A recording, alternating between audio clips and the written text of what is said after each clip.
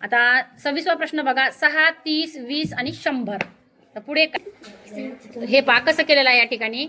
6ला जर आपण 5 न गुणलं, 6 पंचे 30, मग ह्या 30 मधून परत आपण 10 काढले तर 20 आले. पुन्हा नंतर 20ला जर 5 न गुणलं याच्यासारखं तर 20 पाचे 100 आले. म्हणजे पहिली क्रिया जशी केली होती 5 न गुणले होते तर आले होते पुढची संख्या. मग त्या संख्येतून आपण 10 काढले तर पुढची संख्या आली. परत हीच क्रिया आणखी डबल घेतली आपण तर 20 पाचे 100. मग आता याच्या पुढची जी क्रिया लावली होती 10 वजा 10ची, तर या 100 मधून आपण 10 काढायचे तर काय येणार 90. म्हणजे 5ची दुप्पट पण 10 काढायची असंही होऊ शकते. 6 ना आपण 5ला गुणलो, 6 ना 5च्या पटीत गेलो म्हणजे 6 पंचे 30 आले.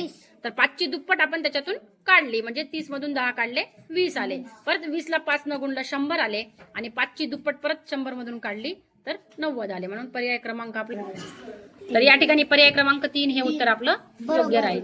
आता 27वा प्रश्न काय म्हणते, 25, 49, 81, 121 पुढे काय.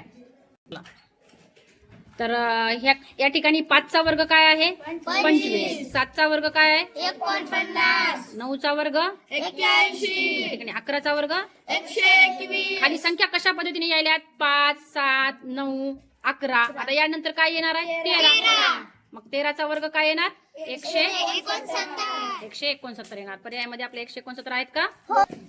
पर्याय क्रमांक 2 हे उत्तर बरोबर आहे. 28वा प्रश्न काय म्हणते, 5, 3, 9, 4, 17, 6, 33 आणि पुढे काय.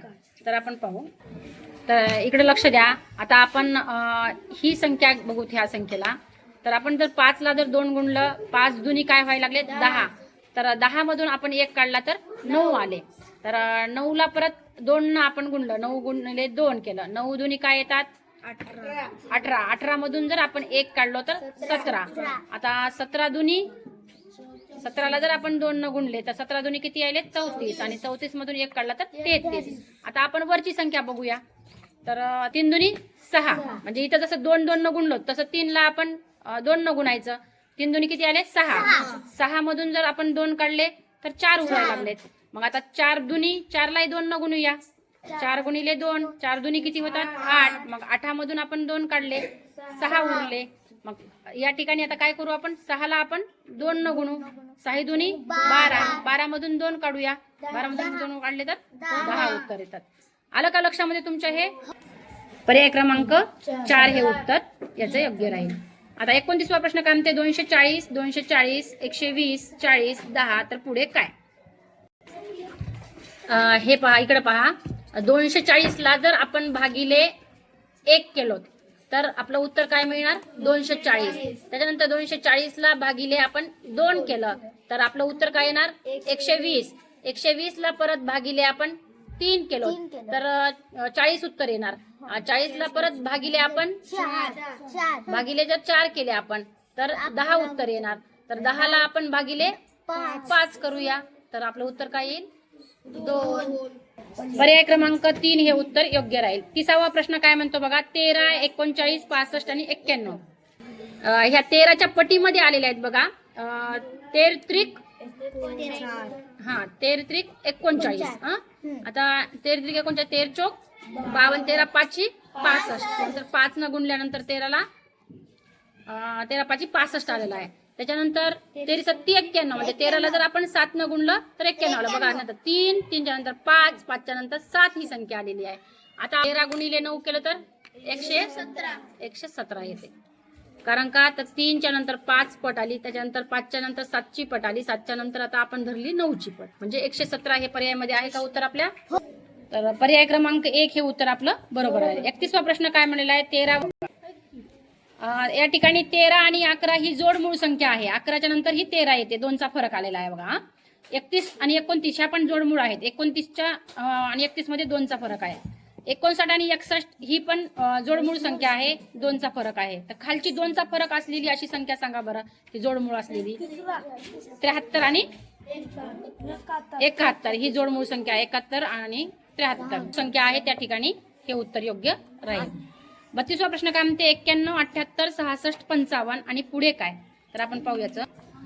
तर मला सांगा 100 मधल्या आपल्या त्रिकोणी संख्या तुम्हाला सर्वांना माहित आहेत. 91, 78, 66, 55 ह्या त्रिकोणी संख्या आहेत. तर 55च्या नंतर खाली येणारी त्रिकोणी संख्या कोणती आहे मग? 45 ही त्रिकोणी संख्या आहे. पर्यायामध्ये आपल्या 45 आहेत का? पर्याय क्रमांक 2 हे उत्तर योग्य आहे. 33वा प्रश्न काय म्हणते? 35, 43, 50, 55 पुढे काय?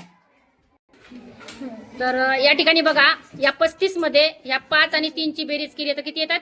8 येते. म्हणून 35 मध्ये 8 मिसळले आपण तर 43 येतात. आता 43 मध्ये 4 आणि 3 ची बेरीज किती यायली? 7 यायली. मग 43 मध्ये जर आपण 7 मिळवले तर 50 येतात. आता 5 अधिक 0 म्हणजे 5च, म्हणजे 50 मध्ये आपण 5 मिळवले तर 55 यायली. आता 5 आणि 5 ची बेरीज केली 10 आली. 55 मध्ये जर 10 मिळवले आपण तर किती येते? 65 ही संख्या येते आपली. पर्यायामध्ये आपले 65 हे उत्तर योग्य. पर्याय क्रमांक 1 हे उत्तर योग्य आहे. 89, 100, 117, 140 बरोबर किती? म्हणजे पुढची संख्या किती? 11, 17. आता 89 मध्ये जर आपण 11 मिळवले तर किती येतात? 100 येतात. 100 मध्ये जर आपण 17 मिळवले तर किती आले? 117. 117 आणि 117 मध्ये जर आपण 3 म्हणजे 23 मिळवले 140 आले. बघा बरं, ही संख्या 11, 17, 23 अशा कसं काय आल्या? 17च्या नंतर 23 कशा आले? मूळ संख्या. या ठिकाणी यांनी काय केलेलं आहे? 11 नंतर सलग येणारी 13 ही मूळ संख्या होती, ती सोडून 17वी म्हणजे त्याच्या पुढची घेतलेली आहे. 17च्या नंतर 19 ही सोडली आणि 23 घेतली आहे. 23च्या पुढची मूळ संख्या कोणती आहे? 29 आहे. 29ला सोडायचंय आपल्याला आणि त्याच्या पुढची कोणती मूळ संख्या आहे? 31. मग आपण 140 मध्ये जर आपण 31 मिळवले तर किती येतात? 171. पर्याय क्रमांक 3 हे उत्तर योग्य आहे. आता प्रश्न 35वा काय म्हटलेला आहे? 198, 297, 396, 495 तर पुढे काय? या ठिकाणी काय केलेलं आहे? 198 मध्ये जर आपण 100 मिळवले तर किती उत्तर येते? 298. म्हणजे 298 मधून 1 काढला तर आपल्याला पुढची संख्या मिळाली. या ठिकाणी आपण तसंच करूया. 100 आपण मिळवले तर या ठिकाणी आपल्याला किती उत्तर मिळाले? 397. 397 मधून 1 काढला तर 396 मिळालं. पण 595 मध्ये जसं इथे 1 काढलं तसं आपण याच्यातले 1 काढूया तर आपल्याला उत्तर काय मिळणार? 594 हे उत्तर आपल्याला मिळणार आहे. तर या ठिकाणी पर्याय क्रमांक 4 हे उत्तर आपलं योग्य राहील. अशा पद्धतीने आपण 35 प्रश्न 4.1 मधले 35 प्रश्न आपण पाहिले, स्पष्टीकरण पाहिलेलं आहे. तर तुम्हाला सर्वांना याचे स्पष्टीकरण समजले का? तर हा स्वाध्याय परत एकदा सोडून पाहायचा आहे.